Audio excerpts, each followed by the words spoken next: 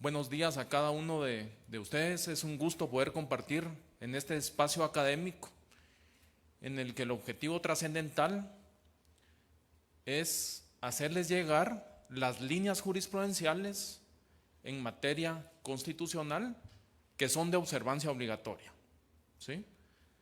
Así de que tuvimos a bien escoger varios temas que son relevantes, de trascendencia, en el quehacer de cada uno de los tribunales de trabajo y de previsión social, que juegan un papel preponderante en la impartición de justicia en la rama laboral. Son demasiados los casos, me imagino, que desembocan en la jurisdicción privativa de trabajo y también en el seno de la Corte de Constitucionalidad.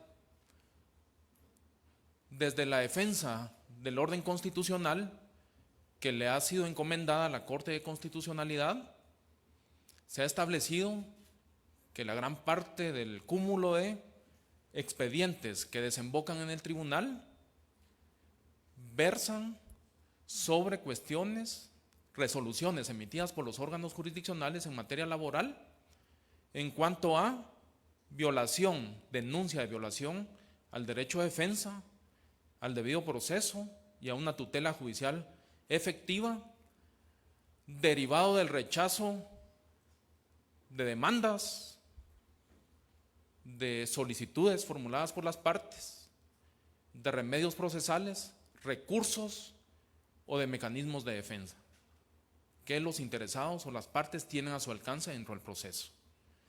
En ese orden de ideas es menester señalar que cobra relevancia un presupuesto, el de definitividad. ¿Por qué?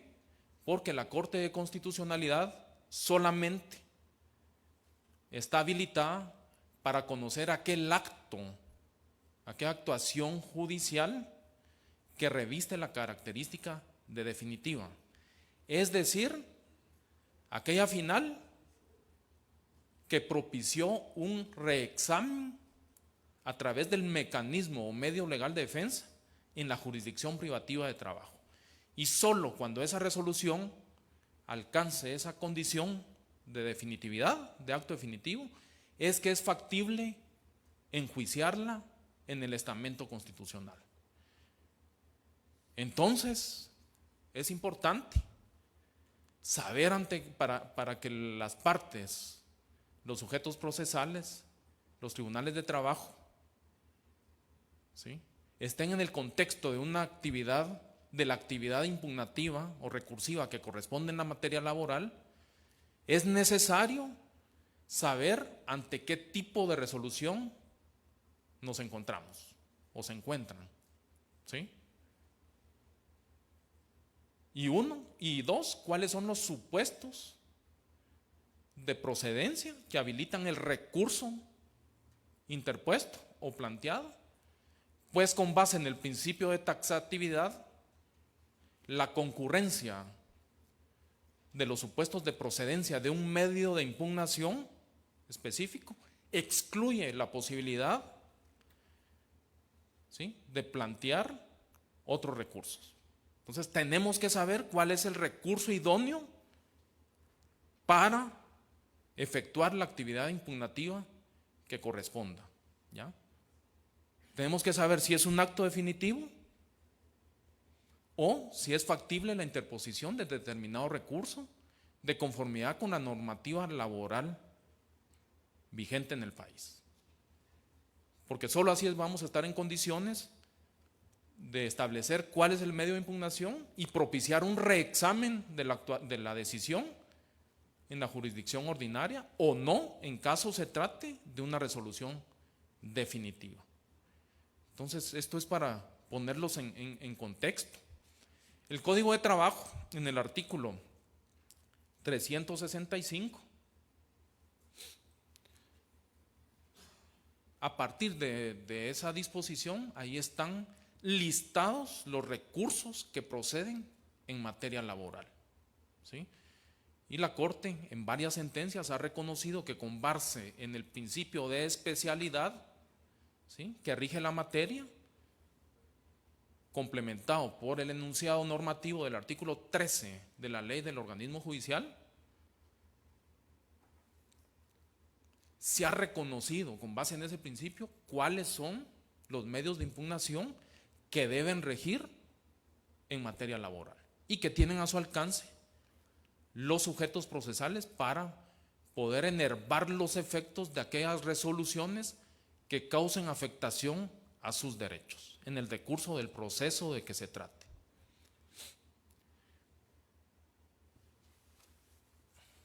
Solo voy a tomar el tiempo porque si no a veces me extiendo platicando mucho y no quiero hacerlo. Entonces vamos a analizar el primer medio de impugnación, la primera línea jurisprudencial. No se vayan a preocupar por tomar nota. Aquí con los personeros del Instituto de Justicia Constitucional hemos hecho una labor ardua, pero con la mejor disposición, y también con los otros expositores que van a continuar, de recopilar las sentencias por materia, ¿ya? Entonces, en otras oportunidades solamente está la diapositiva y el número de expediente. Ahora creemos que es una buena idea, un plus, el compartirles a ustedes las carpetas por tema y las sentencias, así para que ustedes estén tranquilos. Entonces, la Corte ha sostenido doctrina legal de observancia obligatoria relativa a que el recurso idóneo para impugnar una resolución de mero trámite, es decir, aquella que es producto, cuyo contenido es producto de la superación o no de los requisitos de admisibilidad, es el recurso de revocatoria. Eso es lo que ha sostenido la Corte de Constitucionalidad en cuanto a la procedencia de este medio de impugnación. Ha hecho la Corte una intelección apropiada del enunciado normativo contenido en el artículo 365, porque el Código de Trabajo da el supuesto de procedencia es muy general, porque refiere que contra las sentencias que no sean definitivas procede el recurso de revocatoria. Entonces la Corte hace una intelección apropiada de ese enunciado normativo y refiere que en materia laboral procede el recurso de revocatoria contra las resoluciones de mero trámite. Es decir, aquellas resoluciones emitidas por los tribunales de trabajo que son producto, ¿sí?, de la superación de los requisitos de admisibilidad o no, ¿sí? Les pongo un ejemplo. Se plantea una demanda laboral y se rechaza. Entonces eso significa que el juzgado de trabajo en esa calificación de admisibilidad puede establecer que no concurre determinado requisito, ¿verdad? Y puede darse un rechazo, ¿sí? No obstante que en materia laboral no es factible un rechazo como tal, porque tiene que haber la posibilidad de subsanar mediante un previo los requisitos que falten, pero puede darse esa situación. Entonces el interesado tiene a su alcance el recurso de revocatoria.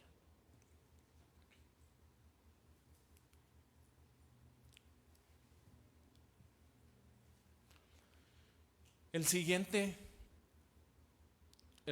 criterio que ya constituye doctrina legal de observancia obligatoria versa sobre el recurso de nulidad. Recuerdo que yo formo parte de la sección laboral desde el año 2006, pero este es un recurso bien arraigado, estaba bien arraigado años atrás. O sea, todo era nulidad. O sea, no se hacía una distinción entre el supuesto de procedencia de este medio de impugnación y los otros. Sin embargo, la Corte de Constitucionalidad ha ido evolucionando en su doctrina y con relación al recurso de nulidad ha sostenido que la nulidad es una sanción que se impone a un acto realizado por el órgano jurisdiccional, que es reputado por una de las partes como viciado, por no haberse realizado, ¿sí?, de acuerdo con los preceptos, infracción de ley, que condicionan su eficacia, cuando se hubiere realizado en una etapa que no es la idónea, oportuna, Dos, se hubiera infringido una formalidad procedimental regulada en un precepto normativo y se hubiese provocado una variación a las formas del proceso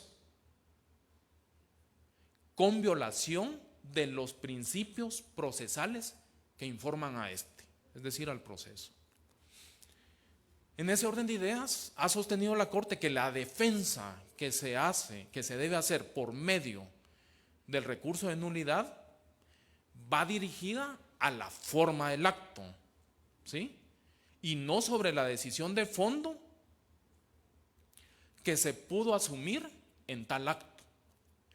Y una vez advertida esa violación procedimental, el Tribunal de Trabajo, ¿sí?, debe emitir resolución declarando nulo el acto objetado, que se reputa como objetado, ¿ya? Y sustituirlo por ese vicio procedimental, por una resolución que no contenga ese vicio procedimental que advirtió el Tribunal de Trabajo, ¿sí? Y puede darse también una derivación, por derivación de ese acto cuya nulidad se advirtió, puede darse una situación de derivación, es decir, que aquellos actos posteriores también queden sin efecto, ¿ya? Esa es la postura que sostiene la Corte de Constitucionalidad.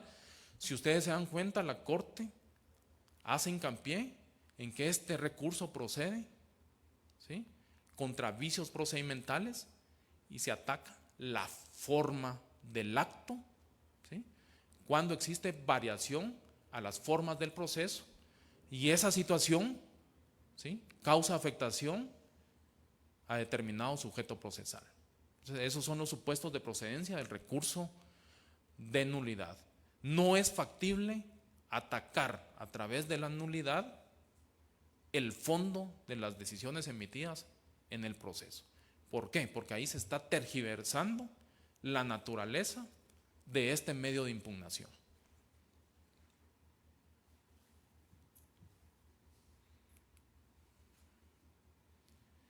También existe una vertiente con relación al recurso de nulidad.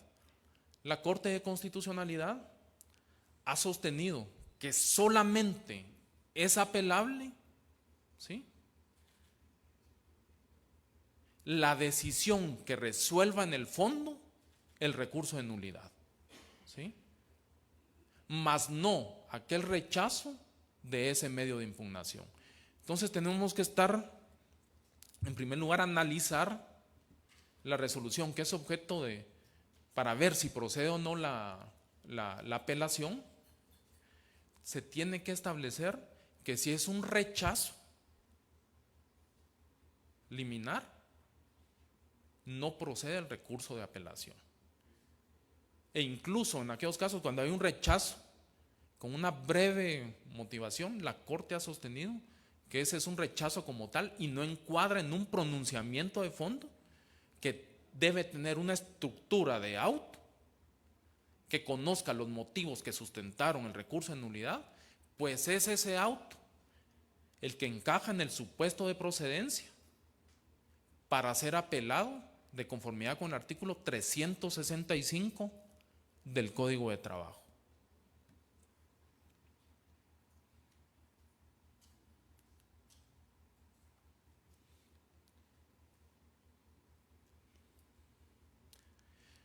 En materia laboral, las excepciones dilatorias tienen como finalidad, son mecanismos de defensa para depurar el proceso. Esa es la finalidad. Entonces es un tema bastante interesante y que ha generado durante muchos años demasiada confusión. Así de que tenemos que estar bien atentos en el sentido de que la Corte de Constitucionalidad ha sostenido en su jurisprudencia que solamente es apelable lo resuelto con relación a las excepciones dilatorias cuando pongan fin al proceso, ¿sí? Allí, en ese contexto, la Corte sostiene que se trata de un acto definitivo que pone fin al proceso y que entonces se encuadra en el supuesto de procedencia del recurso de apelación establecido en el artículo 365 del Código de Trabajo. ¿Ya? Es decir, se emite el auto que resuelve la excepción dilatoria de que se trate, y si pone fin al proceso, entonces es apelable. ¿Ya? Ahora bien, si no pone fin al proceso,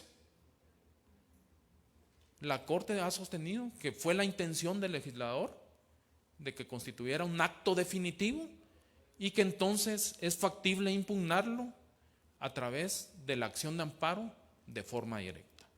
¿Cuál es un error común que se advierte con relación a lo resuelto en las excepciones dilatorias? ¿Ya? En muchas ocasiones se plantea recurso de nulidad. Pero si se dan cuenta, ahí se está distorsionando el supuesto de procedencia de este medio de impugnación, porque no es factible para atacar el fondo de decisiones, sino la forma. ¿Sí? Entonces, prácticamente el recurso de nulidad de forma se estaría utilizando, ¿sí?, para analizar a través de ese medio de impugnación la decisión de fondo de las excepciones dilatorias. Es decir, se estaría tergiversando, desvirtuando la naturaleza del recurso de nulidad, porque este procede contra vicios procedimentales, atacar la forma del acto y no el pronunciamiento de fondo. Entonces tienen que ser muy cuidadosos con este punto, con esta cuestión, porque sí sucede en la práctica. Entonces, si se dan cuenta, se estaría propiciando que, si no se está atento, se resuelve en el fondo la nulidad, y seguramente los fundamentos de la nulidad van a versar sobre el fondo de lo resuelto en las excepciones, y posteriormente se estaría habilitando, ¿sí?, sin que estuviera previsto en la normativa laboral, un recurso de apelación. Si se dan cuenta, 2 revisiones de lo resuelto en las excepciones dilatorias de manera anómala. Entonces hay que tener mucho cuidado, y lo peor, conociendo materia o aspectos que no corresponden al recurso de nulidad.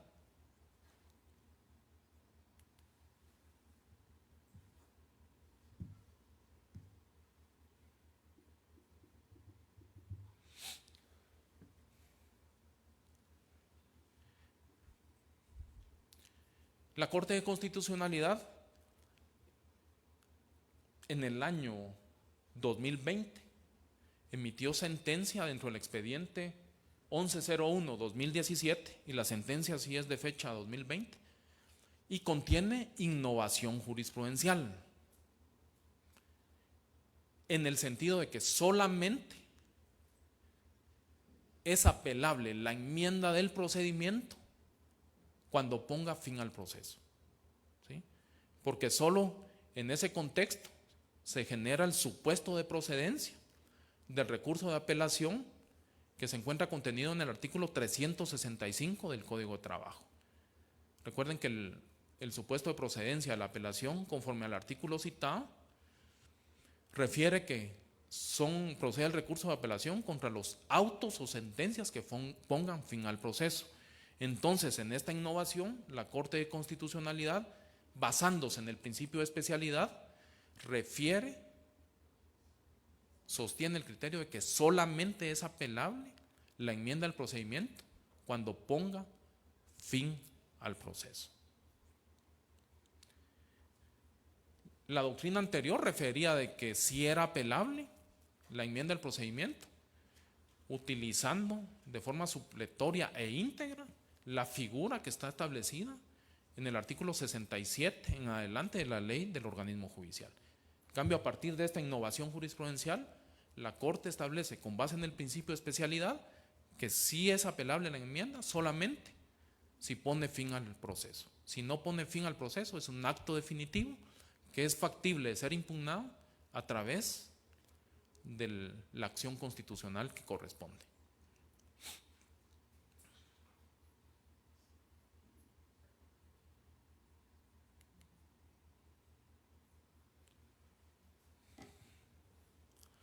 Este es un tema bastante interesante. La Corte, en su doctrina legal, sostiene que en la fase de ejecución, ¿sí?, que de conformidad con lo establecido en el artículo 427 del Código de Trabajo, en la fase de ejecución de los juicios ordinarios laborales, únicamente cabe el recurso de rectificación contra el auto que apruebe la liquidación. Es el único medio de defensa al alcance de los afectados o de los sujetos procesales que pueden hacer valer en esa etapa del proceso, es decir, en la fase de ejecución. En la práctica sucede que, encontrándose el proceso en esa fase de ejecución, algún sujeto procesal hace valer recursos, cualquiera de los recursos que tiene a su alcance en el Código de Trabajo. Sin embargo, en aplicación de esta doctrina legal, la mayoría de tribunales de trabajo rechazan esos medios de impugnación, ¿sí? En muchas ocasiones, haciendo acopio de esta doctrina legal o por cualquier otro motivo que estimen pertinente. En ese orden de ideas, la Corte de Constitucionalidad sostiene que la interposición y la resolución de medios inidóneos no causa agravio a quien los ha instado, ¿sí?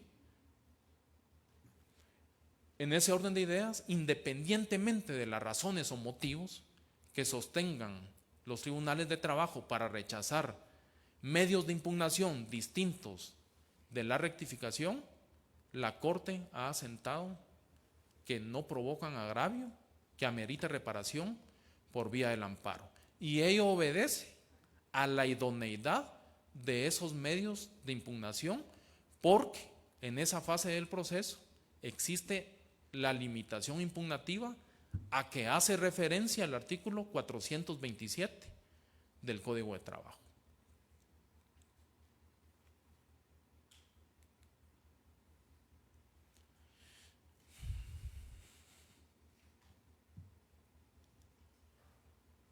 Este criterio es bastante interesante. Debemos tomar en consideración de que, conforme lo expuesto precedentemente, cuando se está en la fase de ejecución, únicamente cabe el recurso de rectificación contra el auto que apruebe la liquidación. Entonces, para establecer el supuesto de procedencia del recurso de rectificación, es menester señalar que la Corte de Constitucionalidad sostiene la línea jurisprudencial relativa a que, de conformidad con el artículo 426 del Código de Trabajo, el recurso de rectificación procede contra el auto que aprobó la liquidación y los motivos que deben sustentar ese medio de impugnación deben referirse a errores de cálculo contenidos en los rubros de la liquidación. En ese orden de ideas, es importante que en el memorial, en el escrito, a través del cual se plantee el recurso de rectificación, el recurrente plasme de forma clara y precisa las operaciones aritméticas, matemáticas, las variables que permitan establecer un monto que a su juicio es la cantidad correcta y que debe cotejar el juez de trabajo en función de determinado rubro para establecer si existe o no un error de cálculo, ¿ya? Entonces, es esa actividad acertada desde el punto de vista impugnativo por parte del recurrente, es decir, quien plantea el recurso de rectificación, lo que propicia la procedencia del recurso de rectificación, ¿ya? Esos motivos de inconformidad del recurso de rectificación deben consistir en errores de cálculo, ¿sí?, que para evidenciárselos al juez debe plasmar las operaciones aritméticas, matemáticas, las variables respectivas que le permitan proponer una suma que a su criterio es la adecuada, y así le está dando los insumos al tribunal de trabajo, al juez de trabajo, para que tome en cuenta esa operación aritmética y la suma que corresponda al monto, la suma que corresponda a determinado rubro, y así haga el cotejo respectivo con el rubro o rubros que correspondan y que están plasmados en la liquidación para establecer si se configura ese error de cálculo. Sucede en la práctica que únicamente se esbozan por parte del recurrente motivos o argumentos muy generales, en el sentido de que no estoy de acuerdo con la cantidad que se plasmó en la rectificación en cuanto a la indemnización, porque no corresponde a las constancias procesales. Digamos, si se dan cuenta, un argumento en esos términos no configura un argumento que logre crear un motivo, ¿sí?, de inconformidad que pueda ser analizado por el Tribunal de Trabajo. Entonces, si los motivos son generales, si no hay operaciones aritméticas que evidencien el error de cálculo, si el juez de trabajo desestima ese recurso de rectificación, su actuación no va a causar agravio que amerite reparación por vía del amparo, porque el recurrente tiene la carga de conformidad con el artículo 426 del Código de Trabajo de fundar debidamente el recurso de rectificación, es decir, de esbozar argumentos agravios que, conforme lo acotado con antelación, deben consistir en esas operaciones aritméticas matemáticas que le evidencien al juzgador un supuesto error de cálculo respecto de determinado o determinados rubros.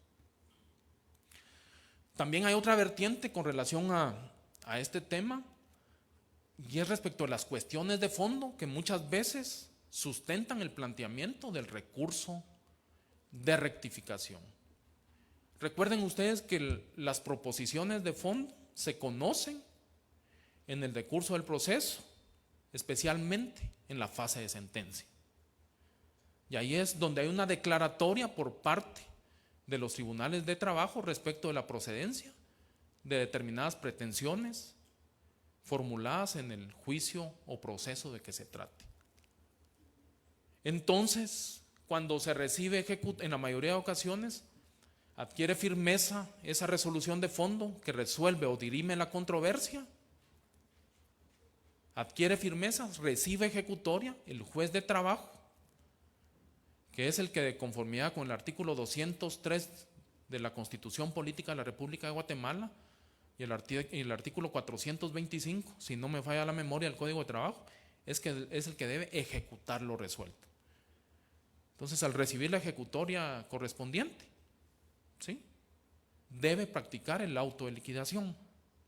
Entonces, el auto de liquidación es una derivación lógica, jurídica, de aquellos aspectos declarados en la sentencia o en el pronunciamiento de fondo respectivo. ¿Ya?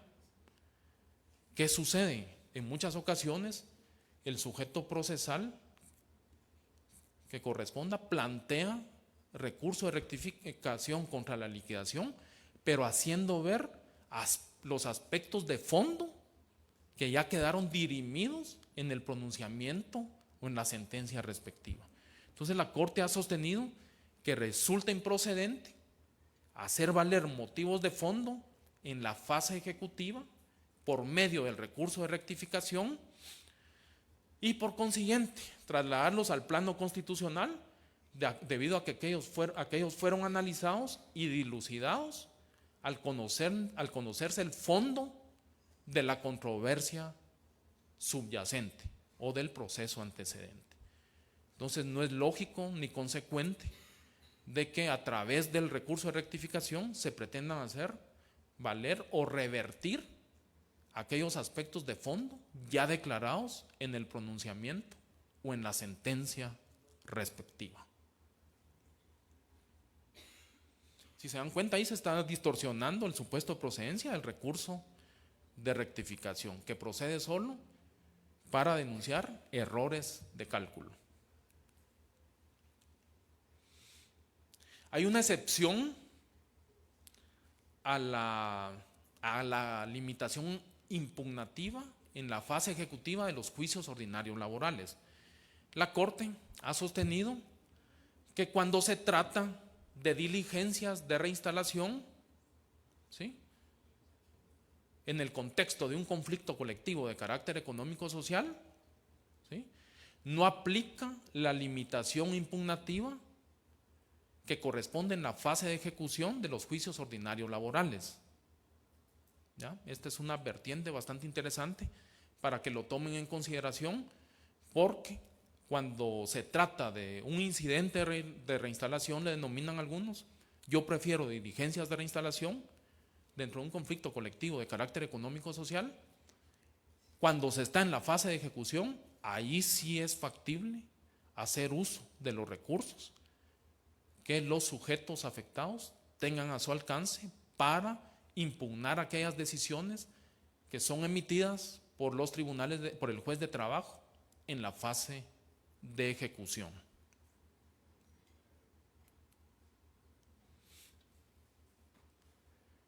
Y vamos a ver la siguiente línea jurisprudencial.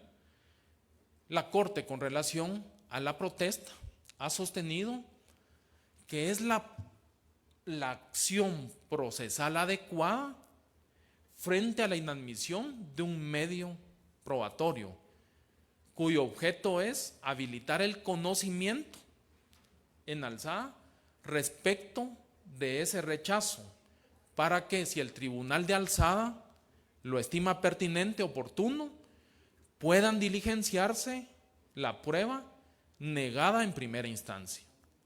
Entonces, en esos términos ha sostenido la Corte de Constitucionalidad su doctrina legal de observancia obligatoria respecto de la protesta de la prueba.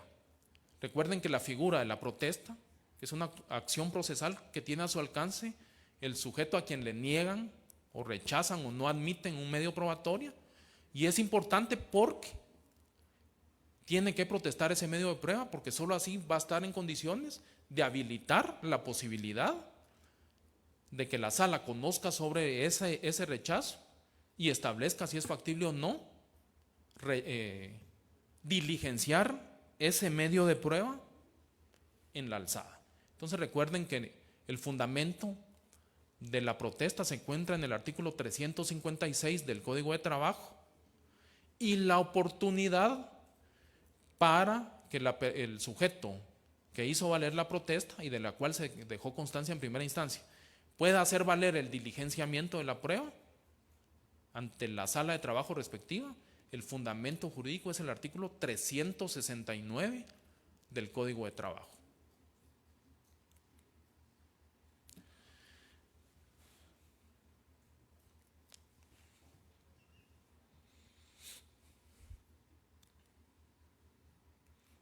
Vamos con el último criterio, con relación al principio tantum devolutum quantum appellatum. La Corte de Constitucionalidad sostiene la doctrina legal concerniente a que cuando el recurrente, el apelante, ya sea que se trate del trabajador o del patrono, no expongan en la audiencia conferida para el efecto, es decir, en la audiencia por 48 horas que la sala les confiere para expresar sus motivos de inconformidad o de agravio. Si no lo hacen en ese momento, entonces prácticamente no se da esa configuración, es decir, el marco referencial que debe servir a la sala de trabajo como tribunal ordinario de alzada para emitir el pronunciamiento respectivo. ¿Sí? Esto con base en el principio del límite de la apelación. Es el recurrente quien debe formular sus agravios respecto de las estimaciones de lo resuelto por el tribunal de primer grado, que a su juicio le causan agravio, y solo de esa forma es que se configura ese marco referencial para que la sala de trabajo emita pronunciamiento respecto a esos aspectos fundantes del recurso de apelación. No puede hacerlo de oficio la sala de trabajo, porque ahí estaría violando las formas del proceso, salvo que se trate de cuestiones de derecho, que no conlleven la alteración, modificación o innovación de hechos distintos de los acreditados en primera instancia. Pero eso es distinto. O sea, tiene que delimitar el recurrente, el apelante, sus motivos de apelación, ¿sí? Porque eso es lo que va a viabilizar que la sala de trabajo conozca. De lo contrario, el recurso prácticamente es desierto y la sala simplemente, de manera lisa y llana, debe confirmar lo resuelto en primera instancia, desestimar el recurso de apelación. El procedimiento en cuanto a la apelación está diseñado en el Código de Trabajo de tal forma de que existe una posibilidad para el apelante recurrente de exponer sus motivos de inconformidad en la audiencia por 48 horas que se le confiere para el efecto. Posteriormente, la sala emite resolución señalando día y hora para la vista. Acá es donde la contraparte debe refutar los motivos de inconformidad o de agravio expuestos por el recurrente. Y es en ese momento donde se forma el contradictorio, ¿sí? Para que la sala emita el pronunciamiento respecto de esos aspectos que dieron lugar a tal contradictorio, en observancia del debido proceso, el derecho de defensa a una tutela judicial efectiva, con base en el principio tantum devolutum quantum appellatum, que a su vez reposa en el principio de congruencia procesal. La sala no puede resolver aspectos que no forman parte del contradictorio, salvo que se trate de cuestiones de derecho, según lo que les he comentado con antelación. Así de que con esta línea jurisprudencial termino mi participación. Espero no haberlos aburrido.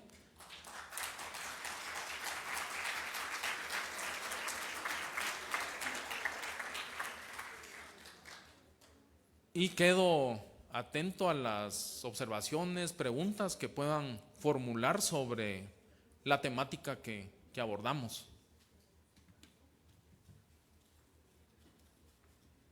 Muchísimas gracias, fuertes los aplausos, por favor, muy amable. Bien, vamos a ver qué indican precisamente en el código QR de lo que se ha desarrollado en relación a la ponencia. Bien, y la primera de ellas es la siguiente. ¿Puede plantearse recurso de nulidad en contra del auto que resuelve la revocatoria?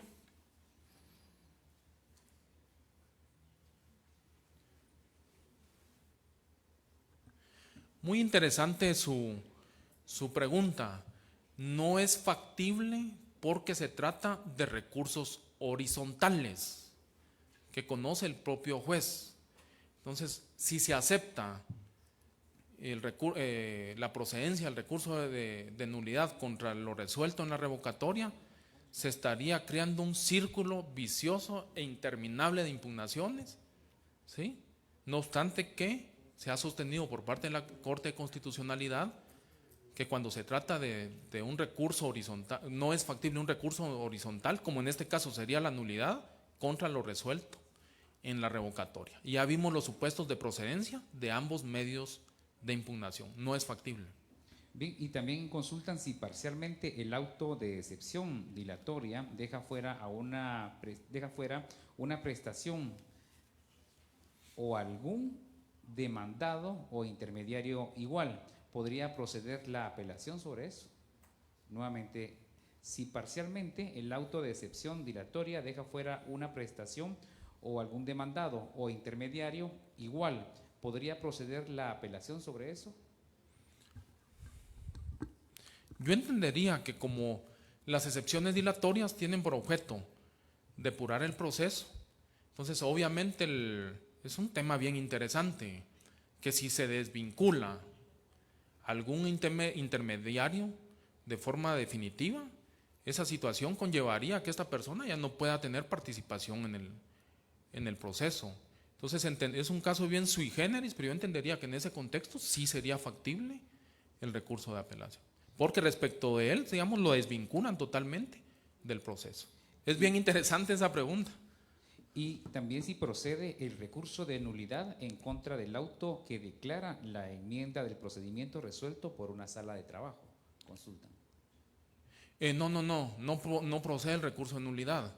Recuérdense que conformidad con el artículo 67 de la ley del organismo judicial, la enmienda del procedimiento es una facultad del tribunal, ¿sí? O sea, es una facultad del tribunal, e incluso la Corte de Constitucionalidad ha sostenido que no puede utilizarse como un recurso al alcance de los sujetos procesales, porque en muchas ocasiones los sujetos procesales le solicitan al juzgado de trabajo, a la sala, la enmienda del procedimiento, como si se tratase de un medio de impugnación. La Corte ha dicho, no puede ser concebida como un recurso al alcance de los sujetos procesales, porque no es un medio de impugnación como tal, es una facultad, una potestad del tribunal cuando advierte un vicio procedimental que conlleve, ante la violación de derechos de los sujetos, la reconducción de las actuaciones, es decir, dejar sin efecto esos actos viciados, ¿sí? Y reponerlos sin violar el debido proceso y garantizando el derecho de defensa de las partes. Y termino diciendo que la nulidad, entonces, conforme a los supuestos de procedencia que hemos analizado, no sería factible, porque la nulidad es un recurso al alcance de los sujetos y por lo tanto la enmienda es una facultad del juzgador. Lo que tienen que establecerse es que si la enmienda puso fin al proceso, ahí sí sería apelable, pero la nulidad no. Ahí estaríamos distorsionando los supuestos de procedencia de una figura como la enmienda del procedimiento, y la nulidad, que es para atacar vicios procedimentales, ¿sí? Utilizándose como un recurso al alcance de los sujetos procesales. En ese contexto, consultan entonces si es válido entonces suspender el trámite de apelación cuando el solicitante no expresa agravios. Suspender el trámite en la apelación. Miren, hay una cuestión. En algunas ocasiones estaba platicando con alguno, creo que por ahí va esta pregunta. Me estaban comentando de que se admite a trámite el recurso de apelación por parte del juzgado de trabajo. Eleva las actuaciones a la sala. Señala audiencia por 48 horas para la expresión de agravios. El recurrente no expresa agravios. Y entonces, por ahí me estaban preguntando en otra ocasión si era factible enmendar las actuaciones a efecto de que se rechazara el recurso de apelación. Desde mi punto de vista no es factible, porque los propios tribunales estarían variando las formas del proceso. Debe darse las fases como corresponden. Si el apelante no expone los motivos de inconformidad, conforme lo que expusimos con antelación, está la consecuencia. No delimita los motivos, no delimita el marco de actuación de la sala para revisar lo resuelto por el juzgado de trabajo.